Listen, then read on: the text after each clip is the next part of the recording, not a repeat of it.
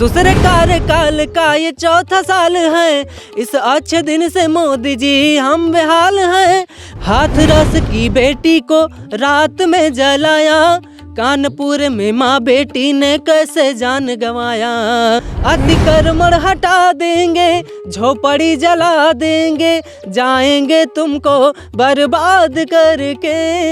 है लोगों पर तानाशाही, जनता बेहाल है, जो थोड़ा सा भी बोले नोटिस तत्काल है। कोर्ट केस और संविधान को ये तो भूल गए हैं, सही गलत की तराजू को खुद ही पकड़ लिए हैं।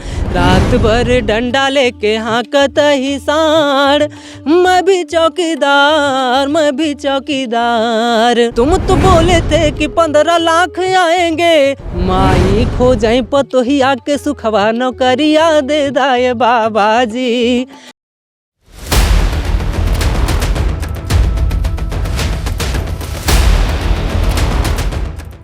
नमस्कार, बदलेगा भारत देख रहे हैं आप। इस वक्त उत्तर प्रदेश के अमेठी ज़िले में हैं, एक खेत में मौजूद हैं। खेत में मौजूद होने की अपनी एक वजह है। एक ऐसे लोक गायक से हमारी मुलाकात हुई है जिनके गीतों को सुन करके मैं यहाँ तक खिंचा चला आया हूँ। दरअसल उत्तर प्रदेश में पिछले कई दिनों से नेहा सिंह राठौर के एक गाने ने, एक लोकगीत ने तहलका मचा दिया है और उसकी वजह से पुलिस ने, उत्तर प्रदेश की पुलिस ने नेहा सिंह राठौर को एक नोटिस थमाया है, जिसकी वजह से हाल फिलहाल पूरे प्रदेश की बात करूं या पूरे देश की बात करूं तो नेहा सिंह राठौर का मामला सुर्खियों में है। और तमाम न्यूज़ चैनल्स, तमाम सोशल मीडिया के जो प्लेटफॉर्म हैं उस पे नेहा सिंह राठौर के बयान आ रहे हैं, उनके गीत आ रहे हैं और नेहा सिंह राठौर लोगों से उसमें पूछ भी रही हैं कि भैया मैंने गाना गाकर क्या गलत किया, क्या सरकार से सवाल पूछ लेना अपराध है, क्या अभिव्यक्ति की आज़ादी इस देश में समाप्त हो रही है। ऐसे तमाम मुद्दे हैं। वहीं कुछ ऐसे लोग भी हैं जो ये मानते हैं कि नेहा सिंह राठौर सिर्फ बीजेपी शासित प्रदेशों को लेकर के हवा खड़ा करती हैं, गाना गाती हैं। जहां पे दूसरी पार्टियों की सरकार होती है वहां पे नेहा सिंह राठौर सवाल नहीं पूछती। बहरहाल ये मुद्दा चर्चा का विषय हो सकता है, लेकिन नेहा सिंह राठौर ने एक लाइन में अपनी बात कह करके उन तमाम चर्चाओं पर विराम लगा दिया है। उन्होंने कहा है कि मैं लोक गायिका हूं, जन की आवाज़ उठाना मेरा धर्म है।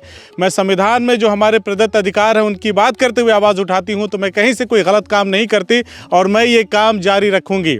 अब आप सोच रहे होंगे कि मैं अमेठी में आके नेहा सिंह राठौर के बारे में काहे बतिया रहा हूँ, बहुत बोल रहा हूँ। तो उसकी वजह यह है कि एक गायक से, लोक गायक से, जैसा मैंने पहले बताया मेरी मुलाकात हुई है, वो बीएड हैं, टेट हैं, सीटेट हैं, बेरोजगार हैं।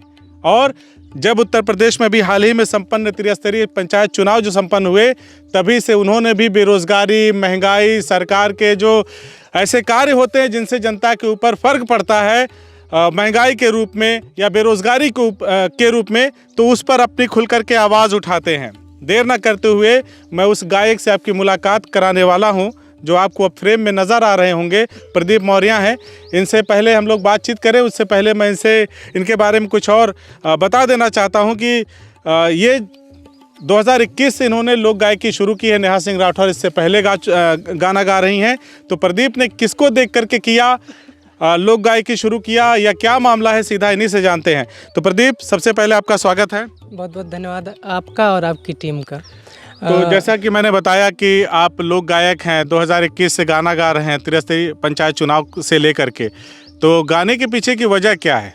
आप बीएड हैं, टेट सीटेट हैं, सरकारी नौकरी में जाना चाहिए, क्या नौकरी नहीं मिली इस वजह से आपने मोर्चा खोल दिया है? जी, एक तरीके से मान सकते हैं, क्योंकि अगर कोई लड़का तैयारी करता है तो उम्मीद रखता है कि हम नौकरी पाएंगे, लेकिन यहाँ समस्या उत्पन्न हो रही है कि भर्ती ओपन तो होती हैं लेकिन कंप्लीट नहीं हो पाती, जैसे लेखपाल भर्ती और बहुत सारी भर्तियाँ हैं ऐसे। तो हालांकि मैं जब से पास आउट हुआ हूँ तब से टीचर की वैकेंसी नहीं आई है। तो ऐसे में मेरे दिमाग में आया कि गीत तो मैं गाता हूँ, क्योंकि मेरे पिताजी, मेरे बाबा जी गीत से रुचि रखते हैं, तो कहीं ना कहीं उनसे हमें सीखने का अवसर। वो भी पहले लिखते रहे हैं? नहीं, लिखते नहीं थे, वो गाते हैं। तो उनसे सीखा मैं गाना। तो मुझे लगा कि इसमें कुछ एडवांसमेंट करते हैं, अपडेट करते हैं, तो मैंने गीतों को लिखना शुरू किया। और जब लिखना शुरू किया तो मुझे लगा कि इसमें भी कुछ अपडेट किया जाए, तो मैंने समसामयिक करंट मुद्दों पर लिखना शुरू किया। तो सुना दे हमारे दर्शकों। उस समय प्रधानी का दौर था, तो उस समय मैंने प्रधानी पे गीत लिखा। और फिर महंगाई बेरोजगारी, जो काफ़ी सारे चर्चित गीत हैं, जैसे बेरोजगारी पे मैं शुरू करता हूँ, चूँकि मेरी अवस्था है तो उस पर हो सकता है कनेक्शन बने। बहुत सारे बेरोजगार युवा आपकी आवाज़ को सुनेंगे। हाँ, सुनते भी हैं, देखिएगा, आपके माध्यम से भी सुनेंगे। झरत जात यहाँ खोपड़ी के बार धीरे धीरे, झरत जात यहाँ खोपड़ी के बार धीरे धीरे, खत्म होतिया है नौकरी के आस धीरे धीरे, झरत जात यहाँ खोपड़ी के बार धीरे धीरे। और समस्या क्या आ रही है, 5-5 साल अगर वैकेंसी नहीं आएंगी तो क्या समस्या क्रिएट होगी, देखिएगा। नेवी के उम्र बीती, आर्मी के बीती, नेवी के उम्र बीती, आर्मी के बीती, दरोगा के टूटा विश्वास धीरे धीरे, झरत जाती यहाँ खोपड़ी के बार धीरे धीरे। मेरे गांव में ऐसे युवा बहुत सारे मिल जाएंगे कि उनकी एज ओवर हो गई, एक भी वैकेंसी नहीं देख पाए, क्योंकि 5-5 साल बीच में वैकेंसी नहीं आई। अभी तो हाल ही में सरकार तमाम रोजगार मेला लगा करके युवाओं को रोजगार दे रही थी, कहाँ थे आप? हाँ, चुनाव आने वाला है ना 24 का। अच्छा। देखिएगा, मैं आगे समस्या हमारी सुनिए, क्या क्या समस्याएं हैं। जैसे हम लोग यहाँ जाते हैं मुखर्जी नगर, कोटा, पटना, इलाहाबाद तैयारी करते हैं, तो ढेर दिन इलाहाबाद में लिट्टी चोखा खावा, ढेर दिन इलाहाबाद में लिट्टी चोखा खावा, खत्म भावा घर के दाल, खत्म भावा घर के दाल भात धीरे धीरे, झरत जात यहाँ खोपड़ के बार धीरे धीरे। अब ज़रूरी थोड़ी ना है कि एक वैकेंसी आएगी उसमें हम हो जाएंगे, क्या लिखा रखा है क्या? ऐसा तो है नहीं, क्योंकि ऐसा हम बिल्कुल नहीं मानते कि हम बहुत परिपक्व हैं, बस वैकेंसी आ जाए, एक वैकेंसी आ जाए तो यूपी टॉप करके हम वैकेंसी भर्ती हो जाएंगे उसमें। तो क्या होता है कि एक ही वैकेंसी आती, फिर 5-5 साल 4-4 साल वैकेंसी नहीं आती, पता चला उसमें हम लटक गए, तो 5 साल इंतजार करो, तब तक ओवरेज हो गए। और घर वालों का सपना होता है कि हमारा लड़का डीएम बनेगा, पापा के सपना रहा बेटवा बनी डीएम, पापा के सपना रहा बेटवा बनी डीएम, खत्म भावा दिल के जज बात धीरे धीरे, झरत जात यहाँ खोपड़ी के बार धीरे धीरे। कुछ ऐसी समस्याएं आती हैं गांव में या कहीं पे भी। जैसे मान लीजिए लोग कहते हैं कि अगर नौकरी नहीं मिली तो ब्याह भी नहीं होते। हाँ, उस पर भी मैंने आपकी शादी हुई है? नहीं, हमारी शादी नहीं हुई है, उस पर भी मैंने गीत लग रहा है कि नौकरी शादी से पहले मिल जाएगी या नहीं? वो तो देखिएगा, वो आगे क्या होता है, बेकार की चिंता कौन करे। लेकिन उस पर भी मैंने व्यंग्यात्मक रूप से लिखा था गाना। वो भी वायरल हुआ था, देखिए सुनाता हूँ।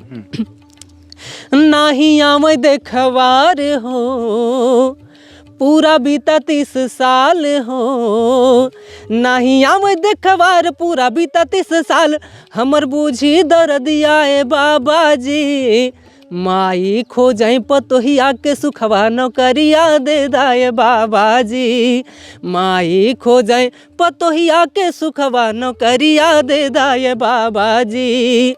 आय दोगुनी करने की बात कर रहे हैं किसानों की, लेकिन यहाँ किसानों को कुछ समझता नहीं आदमी है।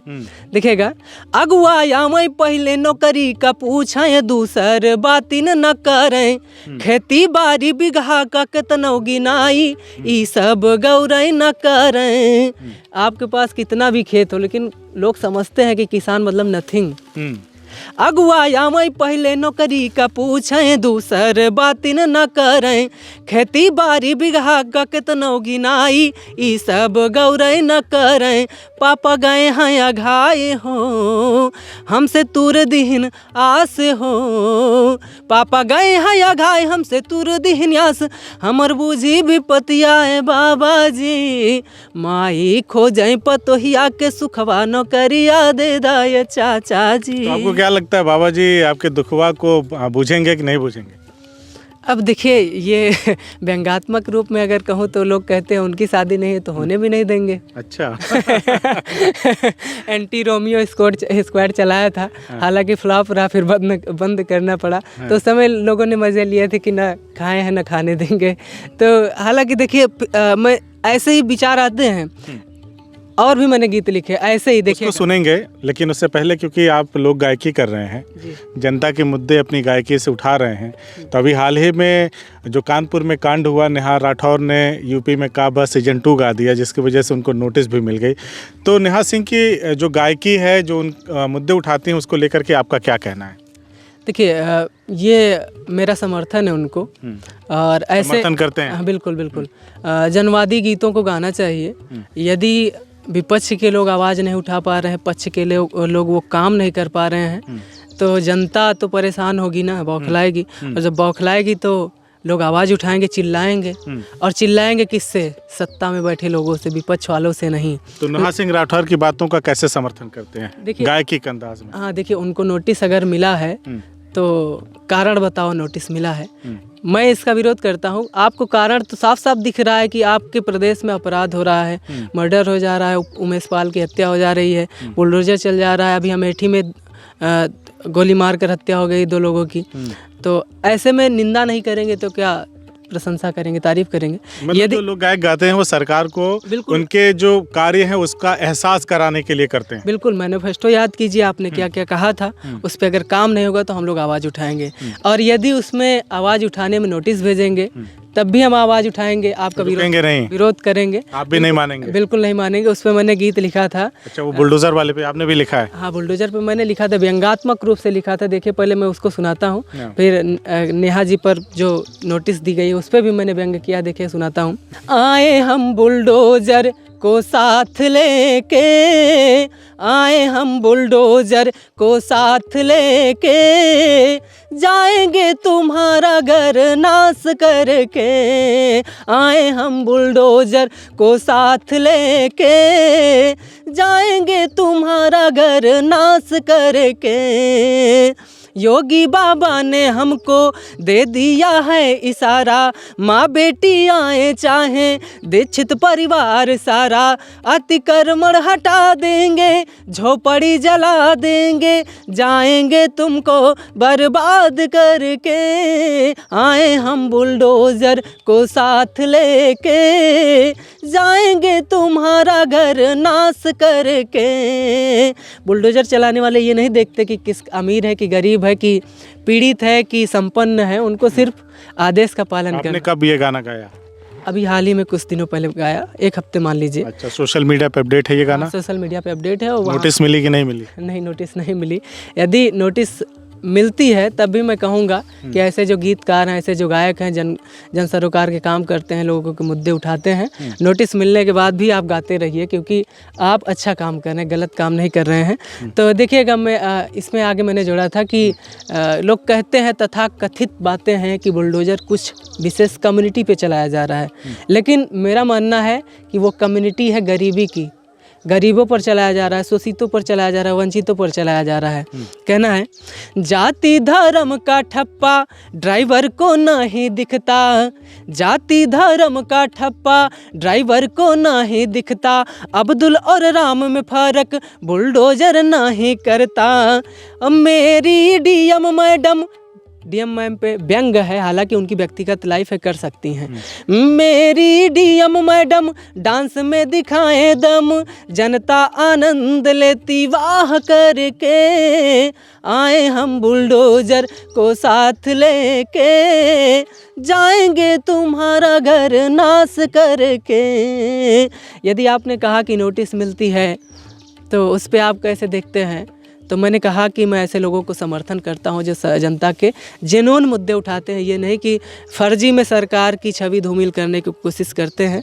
और मुझे नहीं लगता, अगर आप आकलन करेंगे तो जो इस समय जो उभर कर लोग गायक आए हैं, लोग गायिका हैं, मुझे नहीं लगता कि वो लोग गलत मुद्दे उठा रही हैं।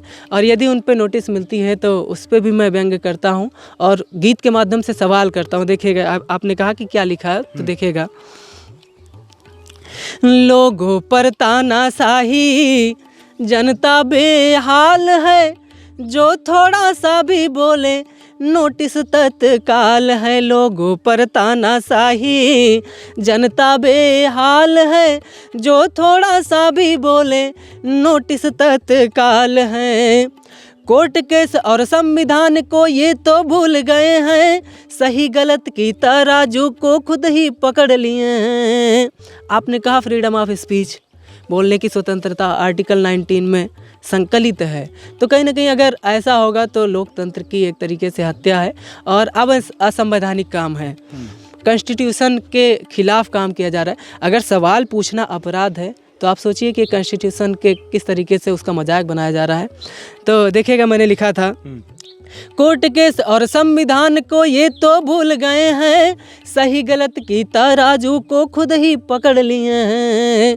बुलडोजर की देखो तेज कितनी चाल है, जो थोड़ा सा भी बोले नोटिस तत्काल है।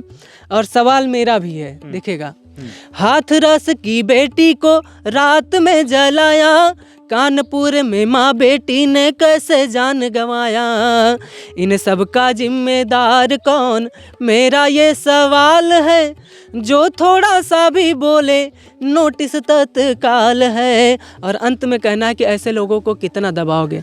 हाँ, ये हो सकता है कि आपने नोटिस दे करके एक कलाकार को दबाया हो, तो हो सकता है उससे जो छोटे कलाकार हैं वो डर जाएं, आवाज़ उठाना बंद कर दें। लेकिन मेरा कहना है कि वो लोग आवाज़ उठाते रहें। और सरकार से मैं कहूँगा, आवाज़ को दबाओगे कितनों की बोलो, आग हवा पानी जानो जनवादी लोगों को, हिटलर जैसा करना ये चाहते कमाल है, जो थोड़ा सा भी बोले नोटिस तत्काल है। अच्छा, मुझे ये बताइए प्रदीप कि जैसे आप जनवादी गीत लिखते हैं, लोगों की भावनाओं को व्यक्त करते हैं अपने गीतों के माध्यम से, मतलब ये तो करोड़ों लोगों की बात है जो आप लोग शब्दों में पिरो करके सरकार के समक्ष रखते हैं, जनता को भी उनके सामने रखते हैं कि देश की या प्रदेश की यथास्थिति क्या है। कभी घर के लोगों का विरोध नहीं हुआ कि तुम्हारी वजह से हमको परेशानी झेलनी पड़ सकती है, जो ये जन के गीत लिखते हो, गाते फिर रहे हो, और इससे कभी मुसीबत खड़ी हो सकती, कोई रोकता नहीं घर में? नहीं है, देखिए, चूँकि हम लोग सामान्य परिवार से हैं, तो मुझे नहीं लगता सामान्य परिवार कुछ उतना गलत किया रहता है। गलत जो किए हैं वो डरे, जिन लोगों ने अतिक्रमण करके वहाँ होटल्स बनाए हैं, हॉस्पिटल्स बनाया है, स्कूल बनाया है, तो उन लोगों को डरना चाहिए। आपने गाना शुरू किया तो गांव के लोगों का क्या रिएक्शन है? पहले तो आप नहीं गाते थे, 2021 से आपने गाना शुरू किया, तो गांव के लोग, क्योंकि अब आप सोशल मीडिया पर भी हैं, आपके गीत इधर उधर वायरल हो रहे हैं, लोग इंटरव्यू कर रहे हैं, तो मुझे ये बताइए कि लोग क्या कहते हैं गाँव के लोग जब आपके गीतों को सुनते, कहते अरे देखिए हमारा प्रदीप जा रहा है, क्या कहते हैं उस वक्त, कैसा लगता है? नहीं, पहले तो अब जब कोई संघर्ष करता है तो पहले से सामान्य सा रहता है कि होगा, कुछ कर रहे होंगे, गा रहे होंगे, बहुत सारे लोग गाते हैं। लेकिन जब थोड़ा सा वायरल हुआ, लोगों को लगा कि हाँ कुछ कर रहा है, आप लोग आने लगे, तो लोग सम्मान की दृष्टि से देखते हैं, चलो ठीक है, किसी दिशा में सही काम हो रहा है, आवाज़ ही बन रहे हैं अगर लोगों की, तो तब भी ठीक है। चूँकि मैं खेतों में जा कर के लोगों के दुख दर्द को देखता हूँ, तो उसको अपने लेखनी के माध्यम से यदि मैं प्रस्तुत करता हूँ, जैसे कि किसानों की समस्याएं हैं हमारे यहाँ कम है, लेकिन आप अगर प्रतापगढ़ अपनी तरफ देखेंगे तो लोग खेतों को बैरिकेड किए हैं। तो जब मैंने उस पर गीत लिखा तो लोगों को लगा हाँ ये वास्तविक, जैसे मैंने गीत लिखा था, देखिएगा, रात भर डंडा लेके हाँकत ही सांड, रात भर डंडा लेके हाँकत ही सांड, मैं भी चौकीदार, मैं भी चौकीदार। मैंने गीत के माध्यम से बताया कि असली चौकीदार कौन है, तो लोगों को लगा हाँ ये तो वास्तविक है। तो मैंने कहा कि ये एक विशेष लोगों की बात नहीं है, जन सामान्य की बात है, प्रत्येक किसान की बात है। देखिएगा, हर एक किसानन के यही है कहानी, हथवा में लाठी डंडा यही है निशानी, हर एक किसानन के यही है कहानी, हथवा में लाठी डंडा यही है निशानी, खेतवा के चारों कैती के है हनियाड़, फिर भी चौकीदार, मैं भी चौकीदार, रात भर डंडा लेके हाँकत ही सांड, मैं भी चौकीदार, मैं भी चौकीदार। और आगे मैंने लिखा, नींदिया खराब करके खेतवा रखाई, होत भिन सार हम नरेगा मजाई। चूँकि हमारे गांव के लोग उतने बड़े किसान नहीं कि किसानी से ही सब कुछ चल जाए। पार्ट टाइम में किसानी करते हैं और फिर जो टाइम मिलता है उसमें मजदूरी करते हैं, नरेगा में जाते हैं। नींदिया खराब करके खेतवा रखाई, होत भिन सार हम नरेगा मजाई। ऐसी डबल ड्यूटी हमर होई गए पहाड़, ऐसी डबल ड्यूटी हमर होई गए पहाड़। मैं भी चौकीदार, मैं भी चौकीदार, रात भर डंडा लेके हाँकत ही साड़। मैं भी चौकीदार, मैं भी चौकीदार। जब मैंने ऐसे गीत लिखा तो लोगों ने, जिनका विरोध भी था, वो लोग भी कहने लगे कि हाँ ये अच्छी बात है, मुद्दों की बात है। खैर 2014 में नरेंद्र मोदी जी गुजरात से उन्होंने राष्ट्रीय फलक पर राष्ट्रीय राजनीति में कदम रखा। उन्होंने कहा कि विदेशों में इतना काला धन है कि हर एक व्यक्ति को 15-15 लाख रुपए मिलेंगे। फिर उसके बाद 14 में चुनाव होता है, देश के प्रधानमंत्री बनते हैं, लेकिन लोगों का 15 लाख लोग पूछते रहे, आज भी पूछते हैं, लोगों का 15 लाख नहीं आया। फिर 19 का चुनाव आता है, लोग फिर मोदी जी से पूछते हैं 15 लाख हमारा कब आएगा। फिर 24 का चुनाव आ रहा है, मतलब ये तीसरा टर्म है। यानी लोग अब पूछ रहे हैं, ये 15वां अगर अब की बार भी उन्होंने, भाग्य ने उनका साथ दे दिया तो देश के प्रधानमंत्री चुने जाएंगे। फिर 5 साल, तो 15 साल पूरे हो जाएंगे, 15 लाख की बात लोग पूछ रहे हैं। तो क्या लग रहा है आपको आएगा कि 15 लाख लोगों का? आपने भी गाना लिखा है कि मेरे 15 लाख कब आएंगे, तो गाने में क्या वो भी बता दें। और लग रहा है उम्मीद 15 लाख आएगा? देखिए हमारे जो पार्टी के लोग हैं उन्होंने तो पहले ही कह दिया कि ये एक जुमला था, वोट लेने का तरीका है। लेकिन यदि हमने उन सब चीज़ों को सुना है, जुमले के ही रूप में सुना है, तो हम लोग पूछेंगे कि कब आएंगे। तो अगर नहीं आएंगे, अगर आप जुमला कहते तो हम कहेंगे फिर तो आप धोखेबाज हो। तो मैंने व्यंग के रूप में गाना लिखा था, देखिएगा। तुम तो धोखेबाज हो, वादा करके भूल जाते हो। तुम तो धोखेबाज हो, वादा करके भूल जाते हो। तुम तो बोले थे कि 15 लाख आएंगे, हाँ तुम तो बोले थे कि 15 लाख आएंगे, साथ साथ हम सभी के दिन आएंगे। हाँ हाँ तुम तो धोखेबाज हो, वादा करके भूल जाते हो। और आप लोगों ने सुना होगा कि हर चीज़ में कहते हैं इसके जिम्मेदार नेहरू हैं, इसके जिम्मेदार कांग्रेस है। तो क्या कहते हैं, देखेगा, कांग्रेस, सत्ता कहती है कांग्रेस 70 साल थी, ठीक करने में दिन लगते हैं। धीरे धीरे सब कुछ अच्छा हो रहा, हाँ पिछला घोटाला सब साफ हो रहा। हाँ हाँ तुम तो धोखेबाज हो, वादा करके भूल जाते हो। दूसरे कार्यकाल का ये चौथा साल है, इस अच्छे दिन से मोदी जी हम बेहाल हैं। दूसरे कार्यकाल का ये चौथा साल है, इस अच्छे दिन से मोदी जी हम बेहाल हैं। मेक इन इंडिया का सपना होगा सच, डिजिटल विलेज बने गाँव मेरा कब। तुम तो बेहिसाब हो, काले धन को भूल जाते हो। तुम तो बेहिसाब हो, काले धन को भूल जाते हो। तुम तो बोले थे कि 15 लाख आएंगे, साथ साथ हम सभी के दिन आएंगे। हाँ हाँ तुम तो धोखेबाज हो, वादा करके भूल जाते हो। कुछ ऐसे। तो देखा आपने, हमने एक होनहार युवा लोक गायक से बातचीत किया जिनका नाम प्रदीप मौर्य है, और 2021 से इन्होंने लोक गायकी शुरू की, जन के मुद्दों को उठाते हैं। और आखिर में तुम तो धोखेबाज भी इन्होंने गाया, 15 लाख का वादा जो मोदी जी ने 14 में ही किया था कि अगर बाहर जो काला धन जमा है वो आ गया तो देश के प्रत्येक लोग को 15-15 लाख मिलेगा। उस पर भी इन्होंने कुठाराघात किया। साथ ही साथ इन्होंने कहा कि निहार राठौर जैसे जो लोक गायकी के कलाकार हैं, जो लोक गायिका हैं या लोक गायक हैं, इनका होना बेहद ज़रूरी है। वो क्यों ज़रूरी है? सत्ता की जो कमियां हैं उसको अपने शब्दों में पिरो करके जनता की तरफ से सवाल सत्ता से पूछते हैं, और सत्ता अगर संवेदनशील है तो सत्ता उन चीज़ों को ध्यान रख करके उन सुधारों को करने की कोशिश करती है जिससे आम जनमानस का, आम भारतीय का, आम उत्तर प्रदेशवासी का भला हो सकता है।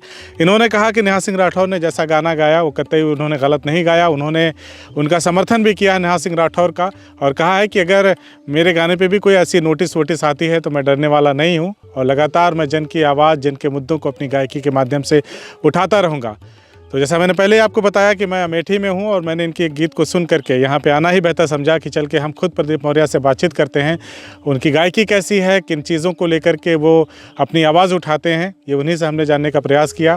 आपको हमारी बातचीत कैसे लगी हमारे कमेंट बॉक्स में कमेंट करके ज़रूर बताइए और बताइए कि नेहा राठौर के बाद उत्तर प्रदेश के एक दूसरे सिंगर ने अपनी आवाज़ उठाई है, जन की आवाज़ उठाई, वो आपको कैसी लगी, इन्होंने जो मुद्दे उठाए वो कैसे लगे। तो जल्दी जल्दी कमेंट करिए। चलते हैं हम कहीं और दिखाते हैं भारत के किसी और कोने से आपके हक की खबर। जय हिंद।